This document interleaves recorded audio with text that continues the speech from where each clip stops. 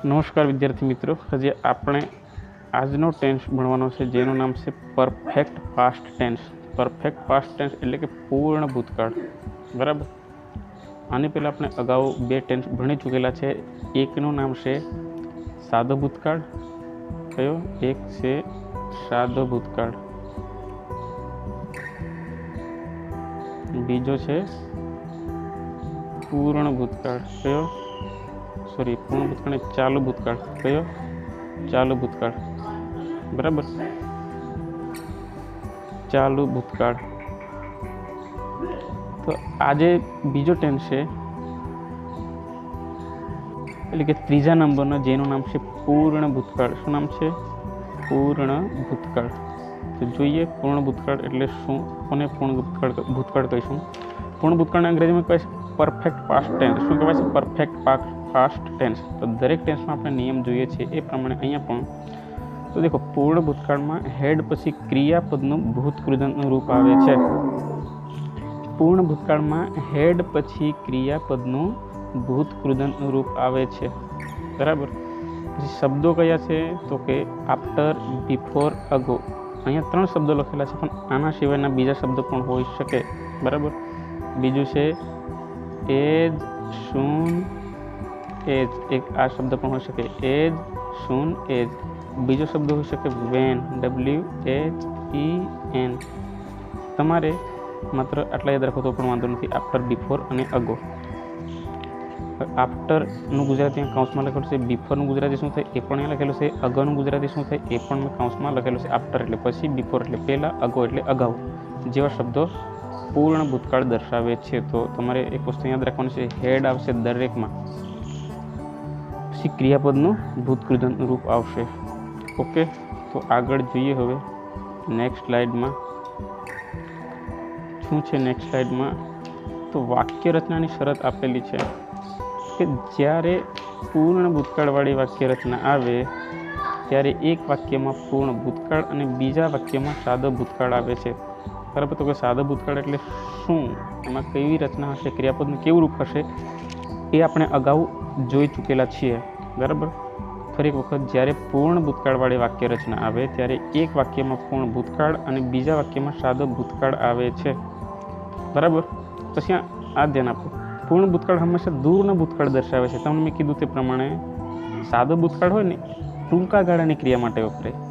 સાદો ભૂતકાળ એ ટૂંકા ગાળાની ક્રિયા માટે વપરાય। શા માટે? ટૂંકા ગાળા માટે। શેના માટે? ટૂંકા ગાળા માટે સાદો ભૂતકાળ વપરાય। જ્યારે લાંબા ગાળાની ક્રિયા દર્શાવવાની હશે ત્યારે હંમેશા પૂર્ણ ભૂતકાળ આવશે। શું આવશે? પૂર્ણ ભૂતકાળ આવશે। તો અહીંયા એક્ઝામ્પલ આપેલું છે, ઉદાહરણ। તો દેખો, The patient had died before the doctor came. The patient had died before the doctor came. તો દેખો, ડૉક્ટર આવ્યા, બરાબર। અહીંથી પહેલાં કરવાનું બિફોર ધ ડૉક્ટર કેમ એટલે દર્દી આવ્યા પહેલાં શું કરવાનું? ધ ડૉક્ટર કેમ એટલે ડૉક્ટર આવ્યા એની પહેલાં પેશન્ટનું મૃત્યુ થઈ ગયું હતું।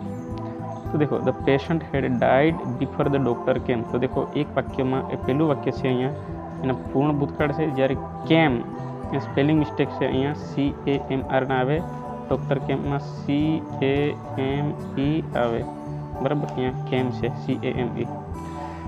આગળ જોઈએ હવે નેક્સ્ટ સ્લાઇડમાં। તો સ્લાઇડમાં તમે દેખી શકો છો એ પ્રમાણે દરેક ટેન્સમાં આપણે જે કોષ્ટક જોયેલા છે એ જ પ્રમાણેના કોષ્ટક અહીંયા આપેલા છે। દેખો, ટુ ગોના પૂર્ણ ભૂતકાળના રૂપો એના છે, ટુ ગોના પૂર્ણ ભૂતકાળના રૂપો। તો દેખો, હેડ છે ને બધા સાથે આવશે, પછી ત્રીજા પુરુષ હોય, એક વચન હોય કે બહુવચન હોય, ટૂંકમાં બધા સાથે હેડ આવશે। તો I had gone, we had gone, you had gone, you had gone, he, she, it had gone, they had gone, બરાબર। ગોન ખરું ને, આ જે ગોન એ ટુ ગોનું ત્રીજું રૂપ છે। ટુ ગોનું ત્રીજું રૂપ, કારણ કે પહેલું રૂપ ગો થાય, બીજું રૂપ શું થાય? વેન્ટ। જ્યારે ત્રીજું રૂપ એ અહીંયા આપેલું છે એ પ્રમાણે તમે દેખી શકો છો સ્લાઇડમાં, ગોન। ક્લિયર? તો આગળ વધીએ હવે નેક્સ્ટ સ્લાઇડમાં તમે દેખો છો એ પ્રમાણે શું છે? તો કે ટુ સ્ટીલના પૂર્ણ ભૂતકાળના રૂપો। ટુ સ્ટીલ, બરાબર। टू स्टीलना पूर्ण भूतकाळना रूपो। स्टीलનું ગુજરાતી શું થાય તમને ખ્યાલ હોવો જોઈએ। સ્ટીલનું શું થાય? ચોરી કરવી અથવા તો ચોરી થવી, બરાબર। ચોરી કરવી અથવા ચોરી થવી આવું ગુજરાતી થાય, ચોરી કરવી।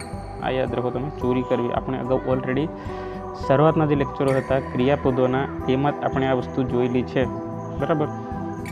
देखो એનું ત્રીજું રૂપ સ્ટોલન થાય। પૂર્ણ છે એટલે હંમેશા શું આવશે? ત્રીજું રૂપ આવશે।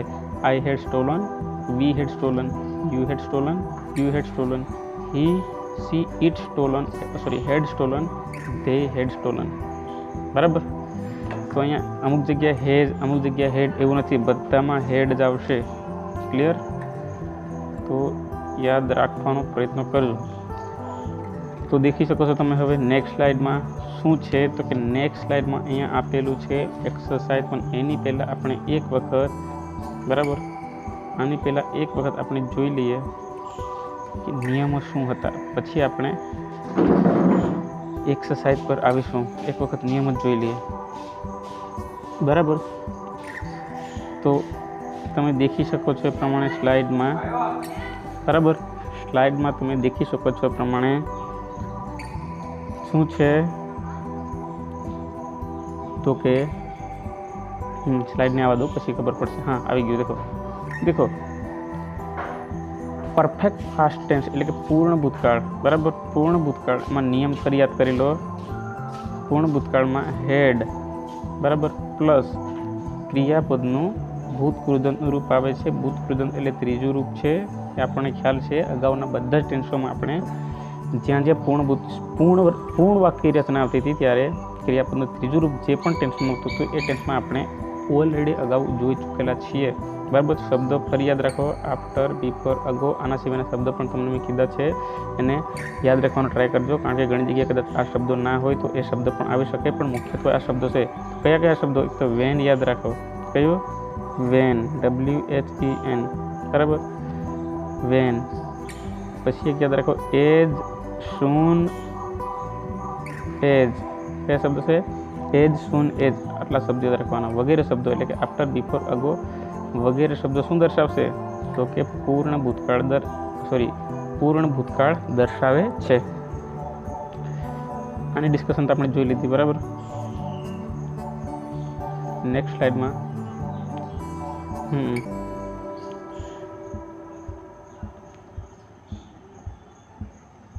ઓકે, અહીંયા દેખો હવે, બરાબર। હવે આપણે દેખવાનું છે માત્ર એક્સરસાઇઝ। એક્સરસાઇઝ એટલે કે મહાવરો, મહાવરો એટલે કે સ્વાધ્યાય, બરાબર। તો આશા રાખું છું કે આપ સૌ ટેન્સને બહુ સારી રીતે સમજ્યા હશો। અમુક જે વાક્યો છે તમને મેં યાદ રાખવા કીધું છે એ વાક્યો યાદ રાખ્યા હશે, અને ખાસ કે જ્યારે પૂર્ણ ભૂતકાળવાળી વાક્ય રચના આવશે ત્યારે એક વાક્યમાં સાદો ભૂતકાળ અને બીજા વાક્યમાં પૂર્ણ ભૂતકાળ આવશે, અથવા તો એક વાક્યમાં પૂર્ણ ભૂતકાળ અને બીજા વાક્યમાં સાદો ભૂતકાળ ઇન્ટરચેન્જ હોઈ શકે, આગુ પાછું થઈ શકે। ખ્યાલ આવો? ક્યારેક અમુક વાક્ય એવા હશે કે જેમાં પૂર્ણ ભૂતકાળ હશે પહેલાં, અને અમુક વાક્ય એવા હશે કે જેમાં પહેલાં સાદો ભૂતકાળ હશે। તો એક વાક્યમાં સાદો ભૂતકાળ તો બીજા વાક્યમાં પૂર્ણ ભૂતકાળ, એક વાક્યમાં પૂર્ણ ભૂતકાળ તો બીજા વાક્યમાં સાદો ભૂતકાળ, બરાબર। તો જોઈએ પહેલું જે ખરું ને, ધ રેન એટલે વરસાદ ને, રેન એટલે વરસાદ, ખાલી જગ્યા બિફોર આઈ રીચ્ડ ધેર, બરાબર। તો દેખો તમને મેં કીધું હતું પ્રમાણે વાક્ય રચના પ્રમાણે, બરાબર, એકમાં સાદો ભૂતકાળ અને એકમાં પૂર્ણ ભૂતકાળ। તો દેખો અહીં સાદો ભૂતકાળ આપી દીધું છે, દેખી શકો છો તમે, એકમાં સાદો ભૂતકાળ આપી દીધો છે। તો દેખો રીચ ટુ રીચ એટલે પહોંચવું ને, એનું ઈડી લગાડો એટલે રીચ એટલે ભૂતકાળ થઈ ગયું। તો આપણને ખ્યાલ છે ધ રેન ત્રીજો પુરુષ એક વચન કહેવાય। તો હેડ અહીંયા બધામાં એક વચન હોય કે બહુવચન આવશે, અહીંયા તો હેડ આવશે જ બધામાં, બરાબર ને। એટલે અહીંયા શું આવશે? તો કે હેડ આવશે। શું આવશે? ધ રેન પછી શું આવે? તો કે હેડ આવે। શું આવે? હેડ। હેડ પછી ક્રિયાપદનું ત્રીજું રૂપ આવશે, એટલે કે સ્ટાર્ટ કરું ને, હેડ પછી સ્ટાર્ટનું શું થાય? સ્ટાર્ટેડ, STARTED,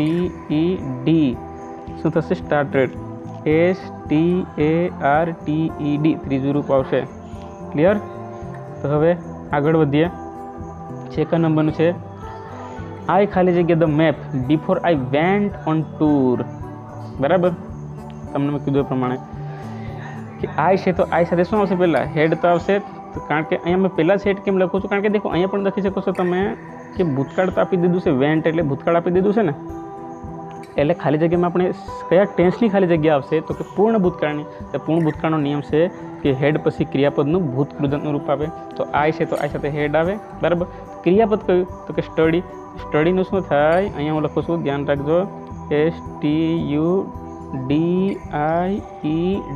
આ વસ્તુ યાદ રાખજો, એ છેલ્લે તમને દેખાતું નથી, એ છે ડી, બરાબર. STUDIED એટલે સ્ટડીનું સ્ટડી લખી દેવાનું, પણ જે વાય ખરું ને વાય કાઢી નાખો, વાયનો આઈ કરી દેવાનો, એટલે આ આઈ થઈ ગયા, પછી ઈડી લગાડવાનું, એટલે સ્ટડી એમ થશે, STUDIED. કદાચ ના દેખાતું હોય તો તમે અહીંયા હું બોલું છું, ધ્યાન રાખજો, STUDIED. ઓકે, એટલે ગુજરાતી એવું થાય. સરસ, એક આખું વાક્ય બોલી જશું. I had study the map before I went on tour. એટલે કે બરાબર, બિફોર એટલે કે જ્યારે હું, બરાબર, પ્રવાસ જતા પહેલાં, એટલે કે પ્રવાસ જતા પહેલાં, બરાબર, એટલે કે ટૂર એટલે પ્રવાસ જતા પહેલાં મેં શું કરી લીધું છે, મેપ ખરો ને, મેપ, એનો અભ્યાસ કરી લીધો, તો એવું થાય. નેક્સ્ટમાં જઈએ આપણે ત્રીજા નંબરનું, તો કે ધે ખાલી જગ્યા શું છે, ધે ખાલી જગ્યા બિફોર ધ સન રોજ. તો તમે અહીંયા પણ દેખી શકો છો, રોજ ખરું ને, રોજ એ કયા ક્રિયાપદનું ત્રીજું રૂપ છે, યાદ કરો. ત્રીજું રૂપ નથી, બીજું રૂપ છે. ત્રીજું રૂપ નથી, બીજું રૂપ છે. કયું રૂપ છે, ત્રીજું રૂપ નથી, બીજું રૂપ છે. દેખો, રાઈઝ ખરું ને, ઉગવું, એનું બીજું રૂપ છે રોજ, બરાબર ને. ટુ રાઈઝ ખરું ને, શું છે, to rise, RISE, to rise, એનું બીજું રૂપ છે આ રોજ, ROSE. એટલે કે અહીંયા ભૂતકાળ આપી દીધું છે. તો ભૂતકાળ આપી દીધું હોય તો આપણે ખાલી જગ્યામાં શું પૂરવાનું થશે, ખાલી જગ્યામાં પૂર્ણ ભૂતકાળ હોય તો દે સાથે શું આવે, હેડ આવે કે ના આવે, દે પછી હેડ આવે, બરાબર ને. હવે ગેટઅપનું શું થશે, ગેટનું ગોટ થશે, બરાબર. ગેટનું ગોટ થાય ત્રીજું રૂપ, અને અપનું અપ બેઠો આવશે, બરાબર. એટલે ખાલી જગ્યામાં ત્રીજા નંબરની ખાલી જગ્યા છે એમાં હેડ આવશે, હેડ પછી ગોટ અપ. એટલે ગેટનું આ ગેટ ખરું એનું ગોટ કરવાનું છે, GOT, અને અપ એટલે કે યુપીનું યુપી જ રાખવાનું છે. ક્લિયર. એટલે ગુજરાત એવું થાય, એક વખત વાક્ય વાંચી લો હું, they had got up before the sun rose, બરાબર, બરાબર. સૂર્ય ઉગ્યો એની પહેલાં તે ઉઠી ગયો હતો, આવું થાય ગુજરાતી. સૂર્ય ઉગ્યો એની પહેલાં તે ઉઠી ગયો હતો, એવું થાય. હવે ચોથા નંબરનું છે, આઈ ખાલી જગ્યા my meal before the postman came. દેખો, અહીંયા પણ તમે દેખી શકો છો, એ જ પ્રમાણે સાદો ભૂતકાળ આપી દીધો છે. કઈ રીતે ખબર પડે સાદો ભૂતકાળ આપી દીધો, દેખો, કમનું કેમ છે કે નથી, બીજું રૂપ છે ને, કમનું કેમ, ખ્યાલ આવ્યો. એટલે એ ભૂતકાળ તો આપી દીધું છે. જ્યારે ભૂતકાળ આપી દીધું હોય પૂર્ણ ભૂતકાળમાં, ત્યારે આપણે તો માત્ર ને માત્ર પૂર્ણ ભૂતકાળની વાક્ય રચના લખવાની ને. તો આની સાથે શું આવશે, હેડ આવશે, HAD, બરાબર.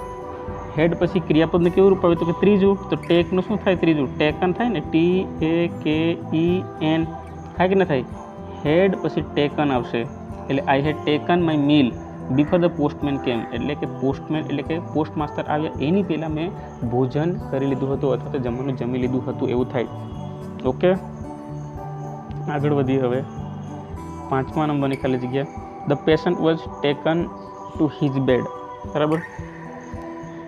The patient was taken to his bed એટલે કે દર્દીને એનો જે બેડ છે, બરાબર, ત્યાં લાવવામાં આવ્યા. ક્યારે તો કે અહીંયા દેખો, તમે દેખી શકો છો, કયો ટેન્સ આપી દીધો છે, ભૂતકાળ આપી દીધો છે ને, ભૂતકાળ આપી દીધો છે. વોઝ પછી ટેકન, કયો ટેન્સ છે, સાદો ભૂતકાળ આપી દીધો છે, પણ પેસિવ છે, બરાબર. કારણ કે તમે અત્યાર સુધીમાં આપણે ચાલુ ભૂતકાળ અથવા તો સાદો ભૂતકાળ એમાં ભણી ગયા, વોઝ પછી ક્યારેય ત્રીજું રૂપ નહીં દેખ્યું હોય, પણ આ વોઝ પછી ત્રીજું રૂપ કેમ છે તો પેસિવ છે એટલા માટે. બાકી તો આ ભૂતકાળ છે, કેવો ભૂતકાળ, સાદો ભૂતકાળ. જ્યારે ટેન્સીસ પૂરા થશે, આના પછી માત્ર ને માત્ર એક જ ટેન્સ બાકી છે, એ ટેન્સ પૂરો થશે તો પછી આપણે એક્ટિવ પેસિવ ભણીશું. તો વોઝ પછી ત્રીજું રૂપ કઈ રીતે આવે એ સમજીશું આપણે. આ જે વોઝ પછી ત્રીજું રૂપ છે ને, એ કઈ રીતે આવે સમજીશું ક્યારે, એક્ટિવ પેસિવમાં ભણશું ત્યારે. અત્યાર સુધી તમારે માત્ર આ ભૂતકાળ છે એમ યાદ રાખો, બરાબર. તો એક વાક્યમાં ભૂતકાળ હતું, બીજા વાક્યમાં પૂર્ણ ભૂતકાળ. તો આફ્ટર પછી ધ ઓપરેશન છે, ઓપરેટ. તો तो ऑपरेट एनी पहले खाली जगह से एम कौन से तो हेड ऑपरेट आवशे ने शुं आवशे हेड ऑपरेट HADOPRATED